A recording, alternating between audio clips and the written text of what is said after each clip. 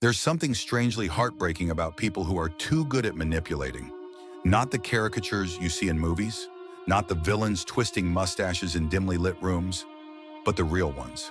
The ones you meet in everyday life.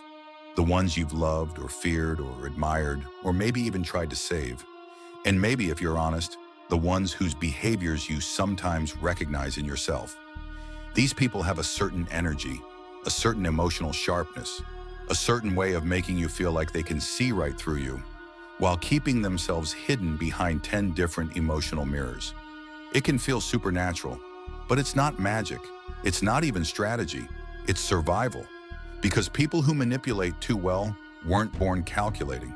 They were born sensitive, sometimes too sensitive. Sensitive enough to feel the emotional weather in a house before people even spoke. Sensitive enough to sense danger in the subtle shift of a parent's breathing. Sensitive enough to know that if they didn't adapt, they'd get crushed. And so early on, they learned a painful truth.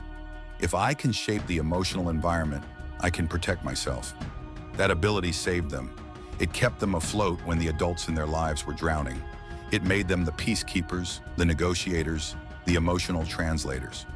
But here's the paradox that follows them into adulthood. The very skill that once kept them safe is the same skill that now keeps people at a distance. They can soothe others, but not themselves. They can decode everyone else, but stay emotionally illiterate to their own heart. They can make others feel seen, while never feeling truly visible. And the ache that sits just under their ribcage is this. No one knows me, not really, because they've spent their entire life being who they needed to be, not who they are. And if you've ever loved someone like this, or been someone like this, you know the quiet, bone-deep loneliness of it.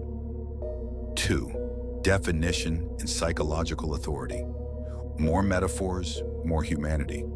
To understand why people become master manipulators, you have to stop thinking of manipulation as a moral failure. Instead, think of it as a form of emotional engineering, built by a child who felt too small for the storms around them. Let's look at the 3 psychological pillars that create this archetype. 1. Hypervigilance. The nervous system on high alert. Imagine living life like you're always one noise away from danger. That's hypervigilance. It's not paranoia. It's patterned protectiveness. These individuals learned early to scan faces like maps, tones like codes, silence like sirens. They became experts in reading people because not reading people meant getting hurt. Their childhood nervous system didn't grow. It armored. 2. The fawn response, the art of pleasing to survive. Fawning is manipulation in its most tender, tragic form. It's the child who learns to become what the adult needs. Calm, funny, agreeable, smart, small, just to avoid rejection or eruption. It's the belief that maybe if I shape myself perfectly, everything will stay okay. Fawning is not intentional deception. It's emotional origami, folding yourself into shapes that keep others comfortable. 3.